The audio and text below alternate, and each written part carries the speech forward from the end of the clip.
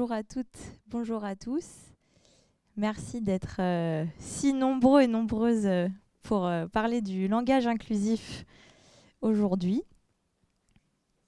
Ah, il y a encore du monde qui arrive. Bonjour. Donc je m'appelle Diane Moinet et je suis spécialiste en linguistique appliquée au monde du travail.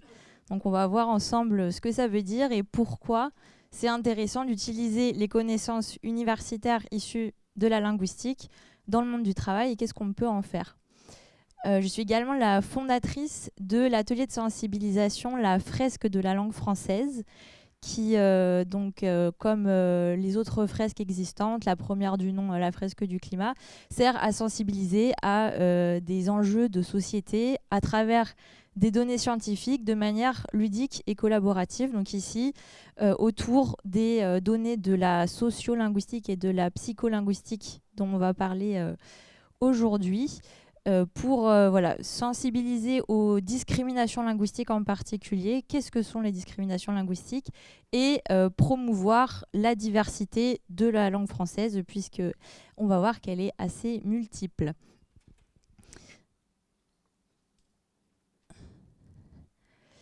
Donc pour commencer, pourquoi s'intéresser à la langue dans un contexte professionnel? A priori, c'est pas forcément là où on l'attend en premier. Déjà parce que la langue, elle régit toute notre société, que ce soit dans la vie privée ou dans la vie professionnelle. Et on va se demander justement de quelle manière les deux interagissent. Est-ce que la langue, c'est le reflet de la société ou est-ce que c'est le contraire ? Pendant le XXe siècle, il y a eu deux courants qui se sont opposés. Un courant qui pensait plutôt que c'était la langue qui allait avoir une influence sur la pensée, et un courant qui pensait le contraire, que c'était la pensée qui allait influencer surtout la langue. Aujourd'hui, on est un peu revenu de ces positions tranchées et on considère que les deux s'influencent mutuellement. Donc la langue influence la pensée et la pensée également influence la langue.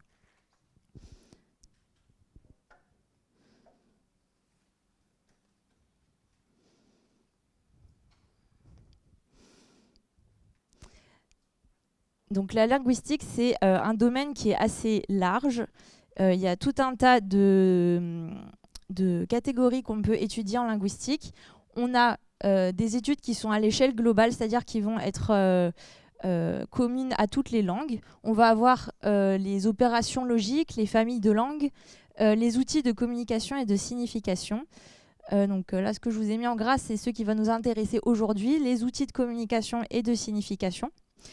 Et dans les études spécifiques, donc là, qui vont être propres à chaque langue, on va avoir par exemple la formation et l'ordre des mots, la construction du sens et les enjeux sociaux qui là sont propres à chaque culture. Et donc ça aussi, les enjeux sociaux, c'est ce dont on va parler aujourd'hui.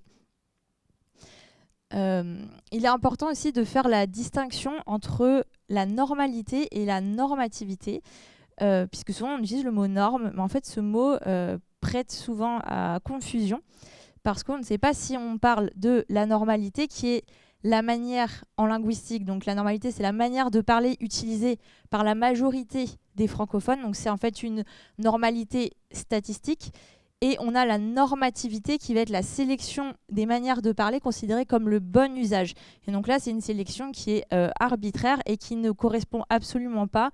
On va le voir, il y a souvent des décalages entre ce qui est utilisé par la plupart de la population et ce qui est considéré comme le bon usage. Je peux vous donner déjà comme exemple la négation. On dit qu'il faudrait dire je ne pense pas. Or, on se rend compte que la plupart des personnes, donc d'un point de vue statistique, vont dire « je pense pas » aujourd'hui.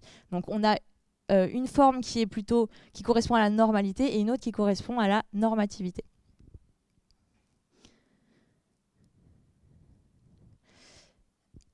Autre raison de s'intéresser à la langue dans un contexte professionnel, les questions de discrimination. Il y a une discrimination qui est encore assez méconnue, qui s'appelle la glottophobie. C'est un concept qui a été forgé par le linguiste Philippe Blanchet, qui travaille beaucoup sur ces questions-là. Là, c'est donc la discrimination d'une personne à cause de certains traits linguistiques comme l'accent ou l'usage de certaines langues qui vont être discriminées dans la vie sociale. Et c'est une discrimination qui pourrait être prochainement reconnue par la loi, puisque en 2020, il y a une loi qui a été votée à l'Assemblée pour reconnaître l'accent comme le 26e critère de discrimination inscrit dans le code pénal.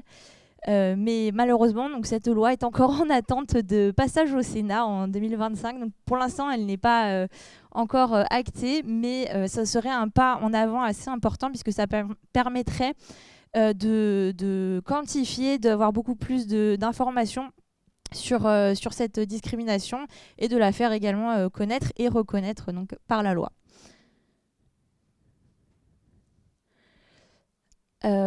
Au moment du projet de loi, donc en 2020, il y a un sondage IFOP qui est sorti, qui est assez éloquent.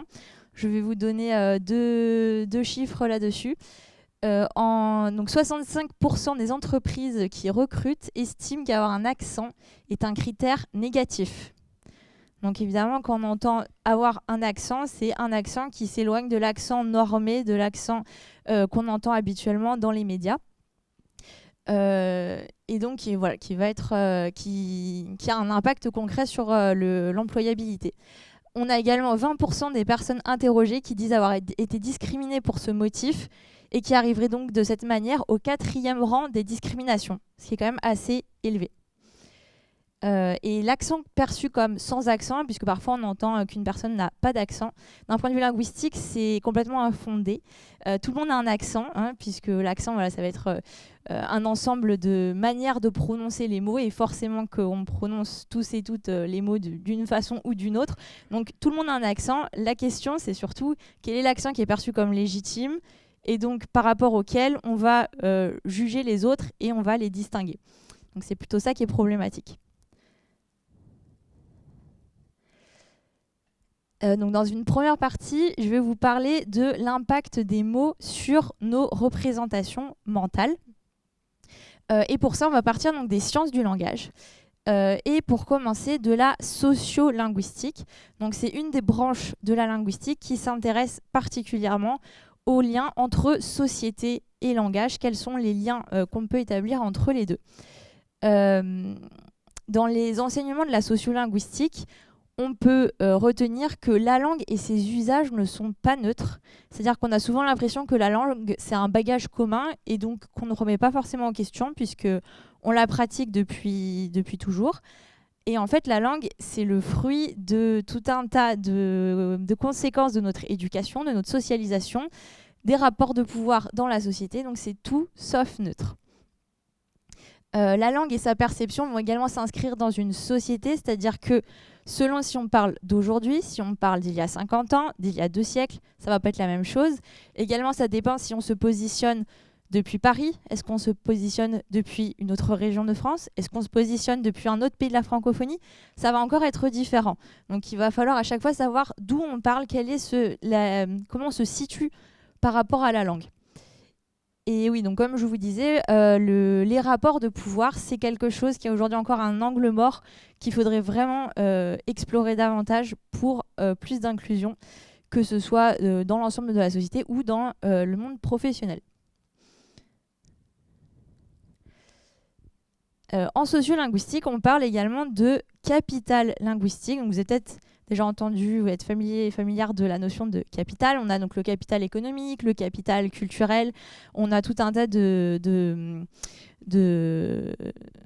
manières, on va dire, d'être socialisés qui nous rend inégales par rapport à certains domaines dans la société. Et donc le capital linguistique, ça va être le degré de maîtrise de la manière de parler des élites et qui confère un pouvoir symbolique et légitime la prise de parole en public. Et donc, face à ça, il y a des énormes disparités selon l'éducation qu'on a pu recevoir, le milieu dans lequel on a évolué.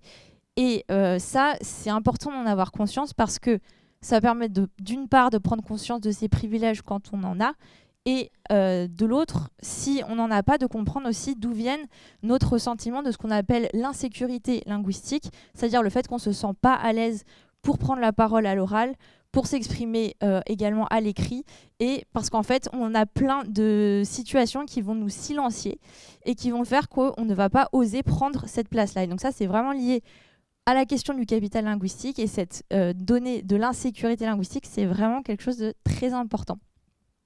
Et ça a des conséquences à toutes les échelles de la vie, puisque dès le plus jeune âge, ça peut mener très directement à de l'échec scolaire.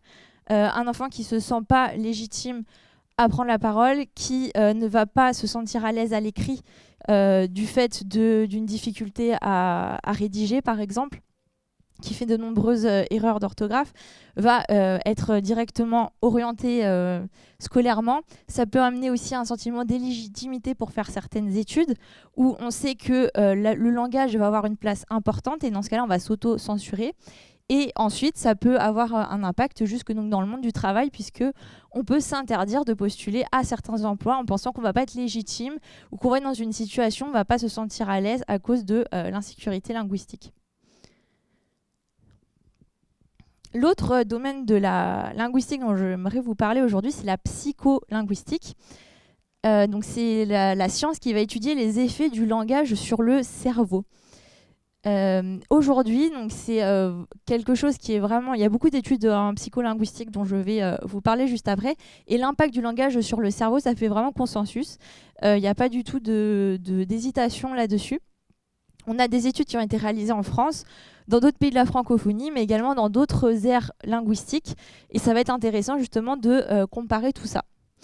Les exemples et études que je vais vous citer juste après proviennent d'un essai qui s'appelle « Le cerveau pense-t-il au masculin ?», qui est paru en 2021 et que je vous recommande chaudement si vous avez envie ensuite de poursuivre la réflexion sur ce sujet.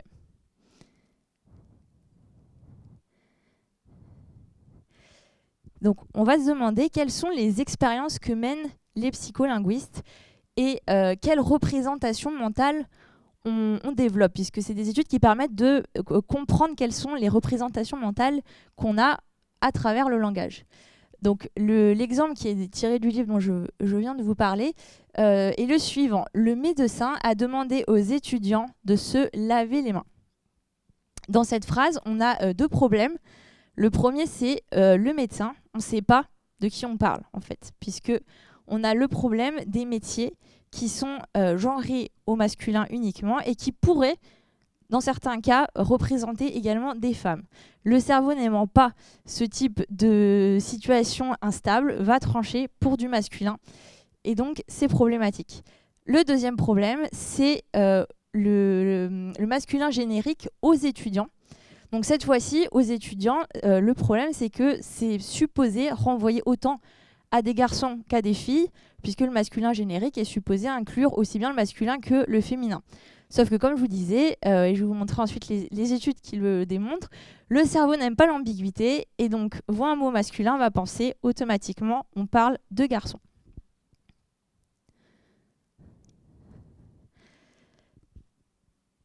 Donc la conséquence directe de tout ça, c'est que ça exclut les femmes de nos représentations mentales. Aussi bien chez les hommes que chez les femmes, ça a le même effet.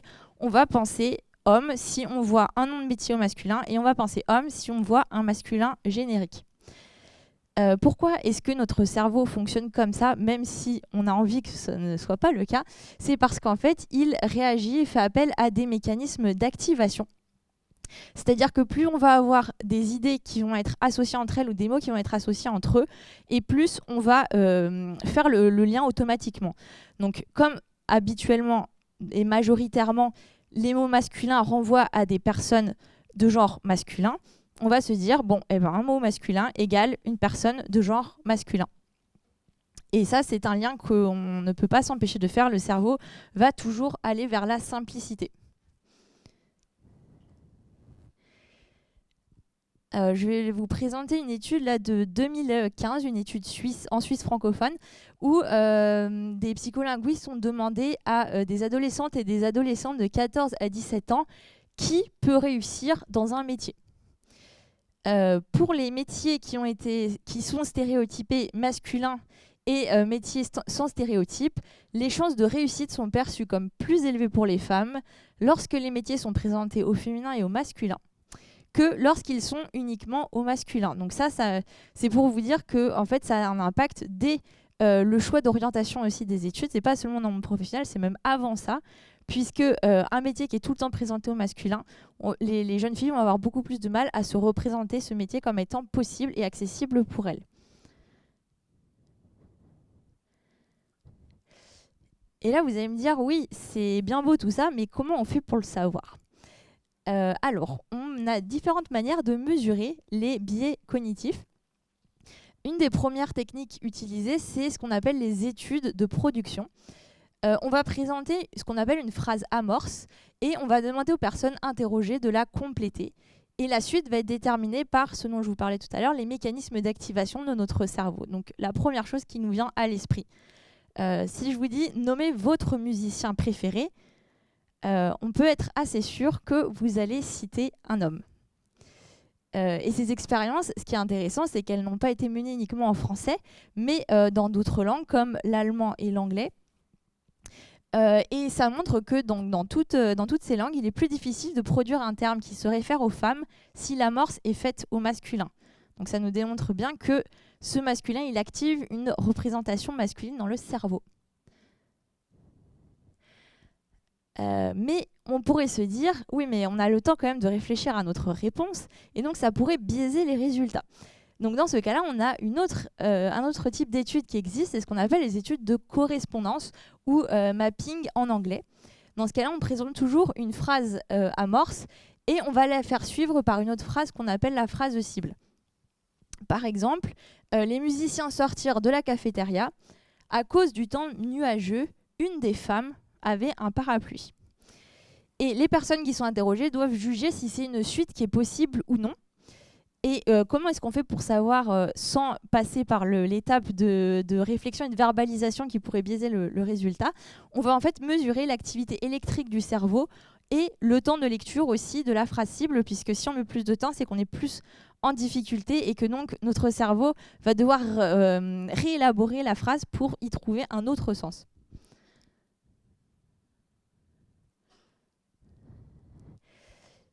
Et vous pourriez me dire, oui, mais dans des langues comme l'anglais, par exemple, comment ça se passe ?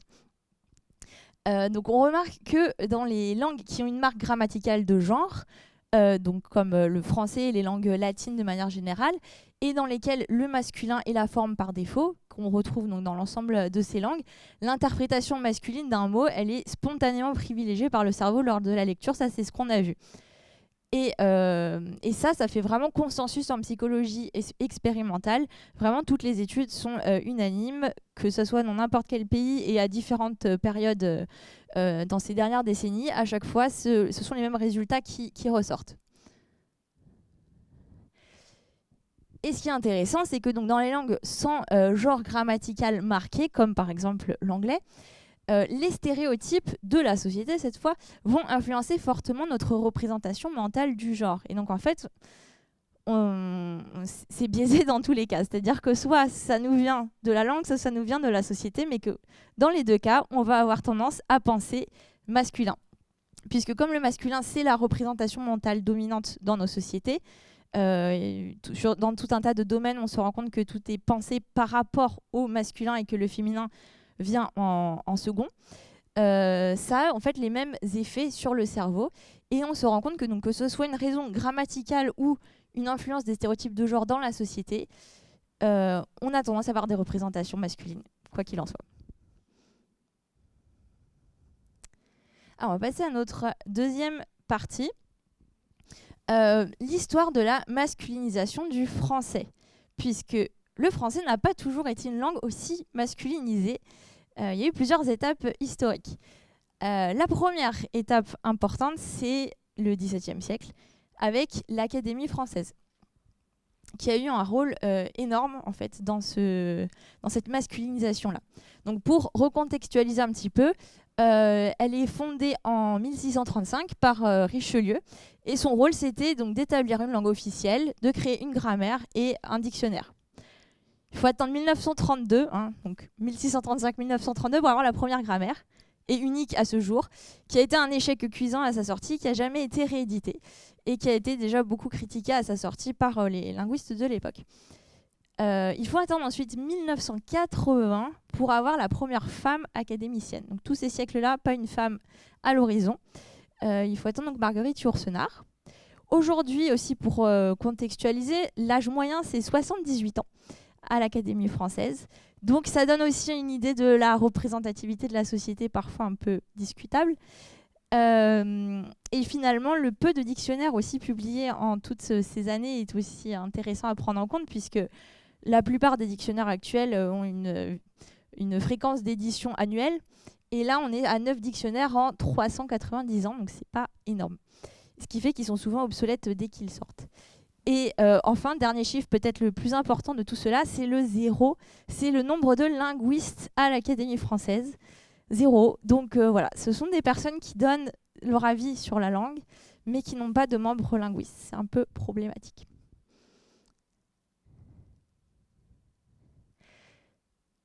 Et on peut se poser la question, mais quel est le rôle dans la société de l'Académie française, puisqu'on l'entend parfois dire « oui, mais il faut dire comme ci » ou « il faut dire comme ça ». Non, ça, on n'a pas le droit de le dire. Deux citations contradictoires de l'Académie française. La première de Georges Dumézil, donc un académicien, qui dit qu'aujourd'hui, l'Académie ne prétend pas régenter la langue. D'accord. Donc ça veut dire que l'Académie, elle serait là comme observatrice et elle se contenterait d'observer les usages.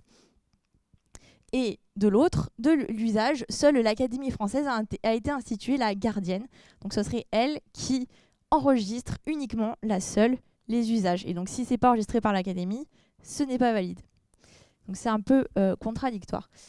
Et enfin, pour aussi vous montrer de quelle justement, position on est situé quand on parle de l'Académie française, c'est dans donc c'est François Eudes de Mézeray en 1673, donc un académicien qui disait avoir une préférence donc au nom de l'Académie pour l'ancienne orthographe qui distingue les gens de lettres d'avec les ignorants et les simples femmes.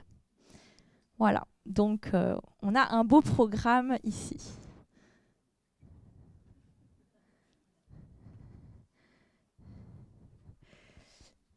Et donc on peut se demander si la langue française est sexiste et si elle a été volontairement masculinisée. Bon, vous en doutez un petit peu, a priori la réponse est oui. Un autre exemple, si j'avais encore besoin de vous convaincre, c'est Nicolas Bosé, un académicien du siècle d'après, donc du XVIIIe, qui nous dit « Le genre masculin est réputé plus noble que le féminin à cause de la supériorité du mâle sur la femelle. » Donc, vous connaissez la fameuse règle du masculin qui l'emporte sur le féminin, ça vient de là. C'est-à-dire que le projet n'est pas uniquement grammatical, il est également sociétal. C'est-à-dire que dans la société, les femmes sont vues comme inférieures aux hommes, donc grammaticalement, il doit en être de même. Et ça a remplacé une règle dont je vous parlerai après qui existait et qui était bien plus égalitaire.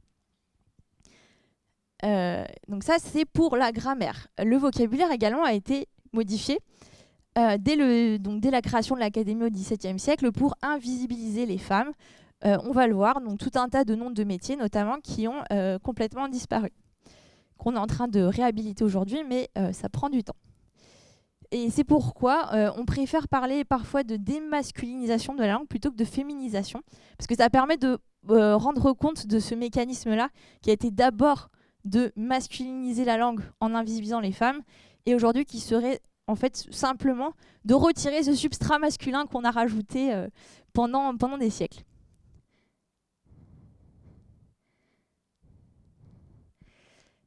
Quel est l'impact de tout cela donc, sur le vocabulaire et la grammaire de manière plus concrète avec des exemples? Au niveau du vocabulaire, on a la suppression de différents métiers. C'est pour ça que je vous parlais tout à l'heure des noms de métiers, de leur importance sur nos représentations mentales. On avait des métiers comme le métier de peintresse, le métier d'autrice, de médecine, donc comme la science, mais c'était pour les femmes médecine, philosophesse, et qui désignait les femmes exerçant ces professions. Et comme vous le remarquez, ce sont souvent des métiers intellectuels ou à haut capital social qui sont visés, puisque d'autres métiers avec leur pendant, comme par exemple une actrice, là ne posait pas de problème, puisqu'une actrice était considérée comme un métier, surtout au XVIIe siècle, extrêmement infamant. Et donc, on pouvait tout à fait garder l'actrice, ça n'y avait pas de problème à visibiliser les femmes. Par contre, les autrices, c'est un métier où il ne fallait pas qu'il y ait de femmes, en fait. Après, du côté de la grammaire, donc ça c'est ce que je commençais à vous dire tout à l'heure, on a la suppression de l'accord de proximité qui existait en latin et qui en fait a été hérité et qui a continué à être utilisé pendant tout le Moyen-Âge, le XVIe et même au XVIIe siècle. On retrouve encore, par exemple chez Racine, des passages où il utilise l'accord de proximité sans problème. Donc pour vous donner un exemple, l'accord de proximité, ça va être d'accorder le participe passé ou l'adjectif avec le nom qui est le plus proche de lui. Donc si ce nom il est au féminin, on accorde au féminin. S'il est au masculin, on accorde au masculin. L'homme et la femme sont belles, la femme et l'homme sont beaux. Voilà. Et autre exemple aussi un peu moins connu, c'est le remplacement du pronom la dans certains cas par le pronom le. Je vais vous donner un exemple juste après qui sera plus parlant. C'est par rapport à Madame de Sévigné au XVIIe siècle. Donc c'est Gilles Ménage qui rapporte un discours qu'il a eu, un échange avec Madame de Sévigné dans leurs lettres.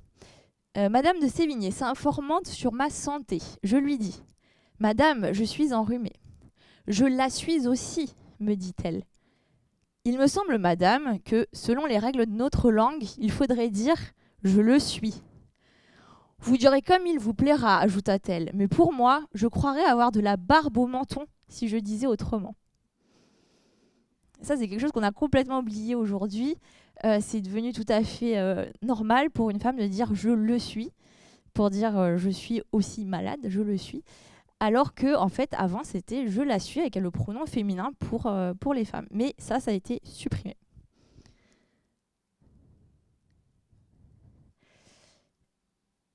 Et on va passer à notre troisième partie. Comment faire donc pour avoir une langue plus inclusive maintenant qu'on a fait ce constat et comment on va pouvoir faire aussi dans le monde du travail concrètement pour utiliser ces différentes techniques. Donc l'objectif, ça va être en fait de représenter tout simplement l'ensemble de la société qui actuellement n'est absolument pas représentée dans la langue. Il y a plusieurs propositions qui existent pour avoir une langue qui soit plus égalitaire. Il y en a certaines qui sont plus connues que d'autres. Je vais essayer de vous faire un panel assez large de toutes ces possibilités. Il faut savoir qu'il y a déjà certaines techniques qui ne sont pas nouvelles et qui existaient depuis fort longtemps et qu'on pourrait tout simplement réutiliser. La première, c'est celle des pronoms neutres. Alors, on entend beaucoup parler aujourd'hui, par exemple, de Yel, qui est un néologisme, c'est-à-dire une création contemporaine. Mais ce qui est intéressant, c'est de voir que ces pronoms neutres ne sont pas récents. Le concept même de pronoms neutres en français. Ce sont des traces du latin qui vont ensuite disparaître progressivement au XIIe siècle. Donc là, l'Académie n'y est pour rien. Mais en tout cas, voilà, on avait des pronoms neutres jusqu'à cette époque. On avait le pronom personnel elle, el, et on avait aussi ces variantes al et ol, al et ol.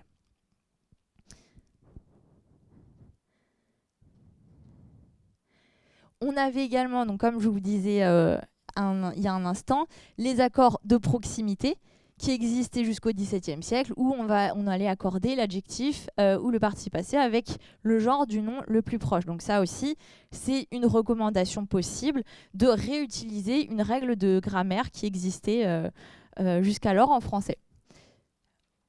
Autre chose qui existait également, dont on a parlé, c'est les noms de métiers au féminin. Donc réutiliser des noms de métiers féminins qui ont été volontairement supprimés.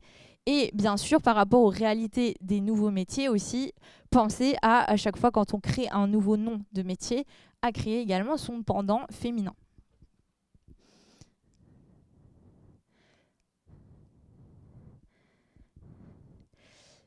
Donc comme je vous disais, il existe un grand nombre de techniques et elles sont loin de se limiter à 2 ou 3. Donc vous en avez déjà vu 3 qui existaient et qu'on peut réutiliser. Et de manière générale, le conseil que j'aurais à vous donner, c'est d'utiliser des outils de manière variée, puisque si on utilise tout le temps le même, ça peut alourdir le texte ou notre discours si on est à l'oral. Et faire varier ces outils, c'est c'est valable pour l'inclusion dans la langue, mais c'est valable pour en fait n'importe quel aspect du discours. Plus on varie, plus c'est agréable et fluide pour les auditeurs et les auditrices. Et certaines techniques, c'est intéressant d'observer, c'est qu'elles sont certaines assez acceptées parce que souvent même pas remarquées comme telles, on s'en rend pas forcément compte, et d'autres à l'inverse qui créent beaucoup de résistance. Et on va avoir également des techniques qui vont être plus ou moins efficaces selon notre objectif, qui peut être soit de vouloir rendre le féminin plus visible, et donc dans ces cas-là de rajouter des féminins, soit au contraire de vouloir neutraliser le genre dans la phrase, c'est-à-dire ne pas vouloir donner d'importance au genre de la personne dont on parle parce qu'on considère que c'est une autre information qui est importante sur cette personne.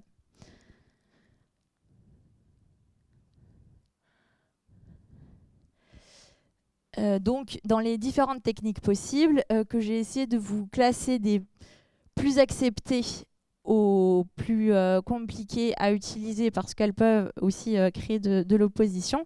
Donc, on a la féminisation des noms de métiers qui a quand même créé pas mal de résistance, notamment de l'Académie française pendant un certain nombre d'années, mais qui aujourd'hui, face au constat que ça se démocratise de plus en plus, a quand même fini par accepter le fait que c'était pas un péril mortel pour la langue française. Donc aujourd'hui, on a une chef de ZFE, on a une entrepreneuse ou entrepreneur avec un E, les deux sont utilisés. Ce qui est intéressant aussi, c'est de voir qu'il y a des formes qui mettent en valeur le féminin à l'écrit, mais qui sont beaucoup plus discrètes à l'oral. Et donc par exemple, entrepreneuse, ça visibilise aussi à l'oral le fait qu'on parle d'une femme. On a la développeuse, on a l'ingénieur, la factrice, la pompière, la maîtresse de conférence.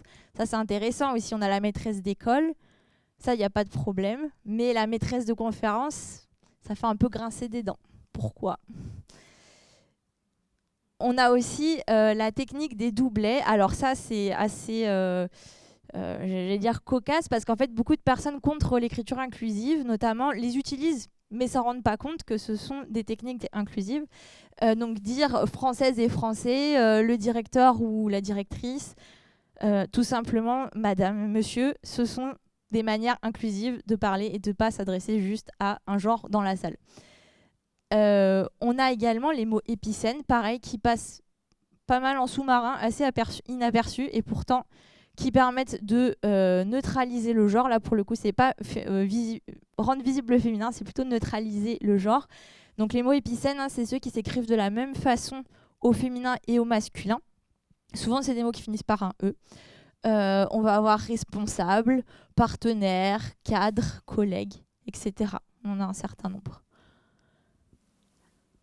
On va avoir également une autre technique qui alors demande là un petit peu plus de travail, parce que ça demande de reformuler sa phrase, parce que parfois on ne peut pas toujours utiliser de la même manière le langage inclusif dans toutes les phrases. Ça ne s'applique pas forcément aussi facilement que ça. Par exemple, les participants ont trouvé la fête fantastique. On peut dire la fête était fantastique. Alors oui, ça change un petit peu le sens de la phrase. En même temps, la fête était fantastique. A priori, c'est du point de vue des personnes qui y étaient. Donc, ça reste quand même acceptable.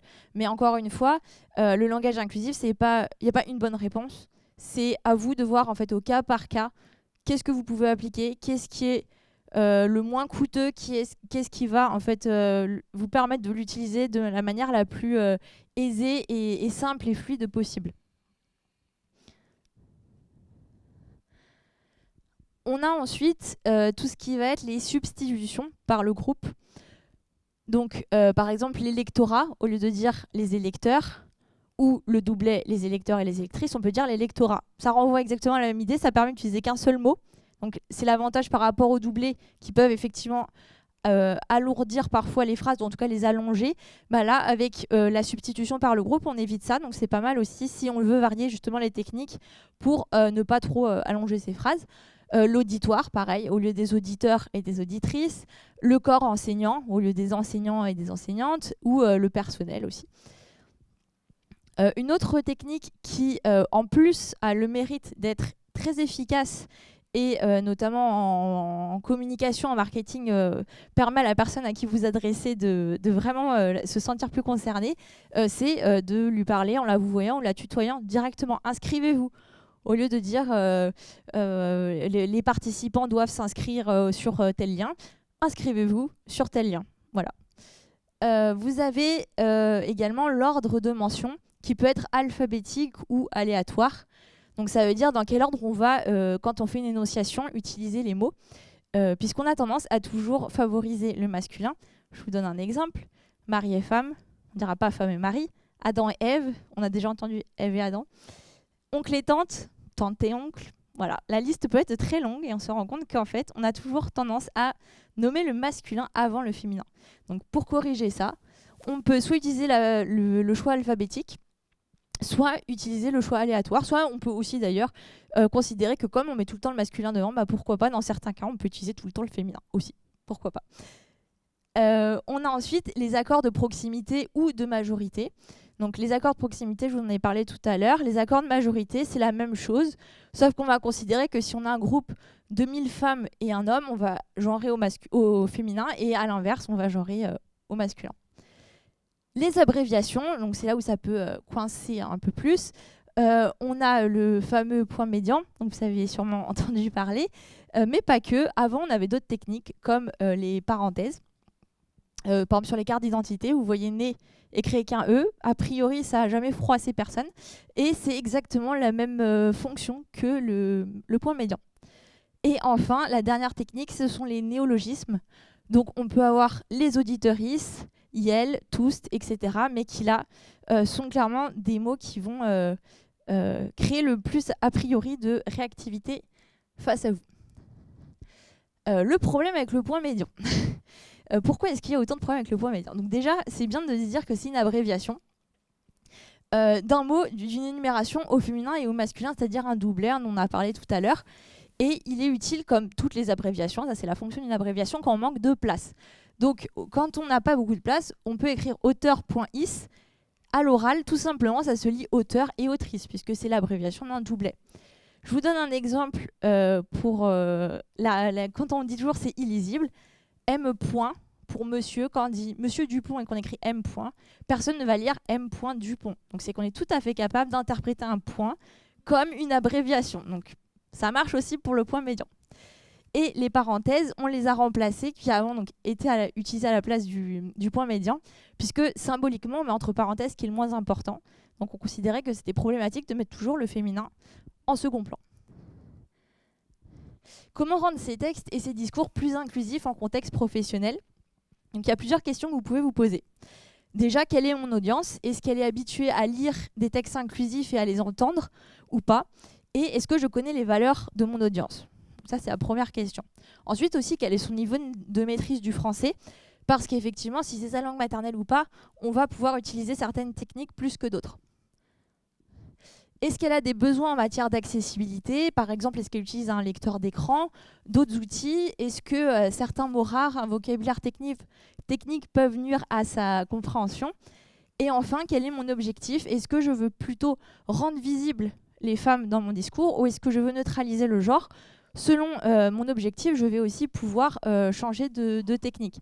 Et aussi, quelle réaction de mon audience suis-je prêt ou prête à recevoir?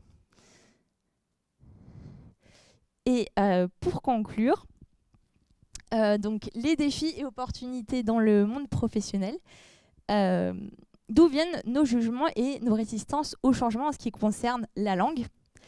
Alors j'en ai identifié 4. La première, c'est la peur d'être associée à une forme de militantisme en milieu professionnel. Ça, je pense que c'est la première résistance qu'il y a pour la question du langage inclusif. La seconde, c'est la peur de perdre ses privilèges, puisque forcément, si on utilise du langage inclusif, on va être obligé de laisser la place aux autres quand on est en position de privilège, et ça, c'est jamais agréable, mais c'est ainsi.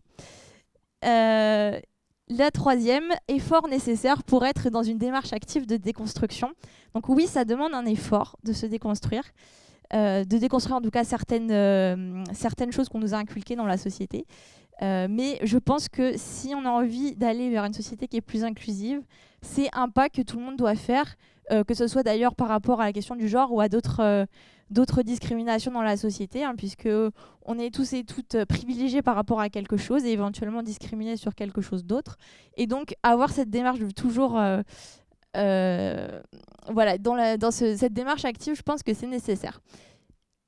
Et également, souvent, ça vient d'une méconnaissance des mécanismes sous-jacents et des rapports de pouvoir liés à la langue. Parce que souvent, tout ce qui est la partie historique, le rôle de l'Académie française, les études psycholinguistiques qui existent et qui font consensus, on ne les connaît pas. Et donc, on a tendance à se dire c'est inutile, ça sert à rien, c'est politique, alors qu'en fait, ça s'explique de plein de manières.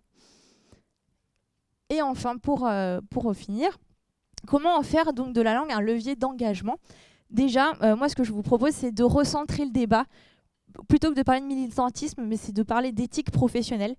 Donc, de considérer que si on veut aller vers plus d'éthique, il faut se poser ces questions-là. Et que ce n'est pas sur le plan, l'échelle du militantisme que ça se passe dans le monde professionnel, ça se passe sur l'échelle de l'éthique. Ensuite, former les équipes de manière pédagogique en s'appuyant donc sur les études dont je viens de vous parler pour que ça convainque les personnes de l'impact sur nos représentations. Ça peut être également quand on nous dit c'est coûteux, ça prend du temps parce qu'on ne connaît pas. Ça va être par exemple élaborer une charte de communication inclusive qui va uniformiser les pratiques dans les équipes et qui va permettre à tout le monde de pouvoir utiliser le même vocabulaire, de rassurer sur le fait qu'on est tous et toutes OK pour utiliser tel ou tel type de vocabulaire. Et enfin, de considérer que c'est un outil pour la diversité, équité, inclusion et pour la RSE, qui est finalement un outil gratuit, la langue, puisque c'est ce qu'on utilise tous et toutes, et qui est en fait assez puissant. Je vous remercie.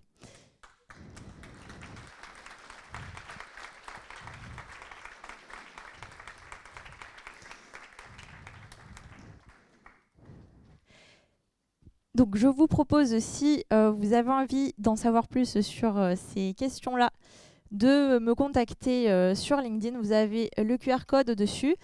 En dessous, vous avez un QR code qui renvoie vers le site de la fresque de la langue française, le jeu de sensibilisation dont je vous parlais, qui développe aussi ces différents aspects, mais aussi d'autres, puisqu'évidemment, j'ai pas eu le temps de vous parler de tout, mais il y a plein d'autres aspects aussi à prendre en compte par rapport à la linguistique.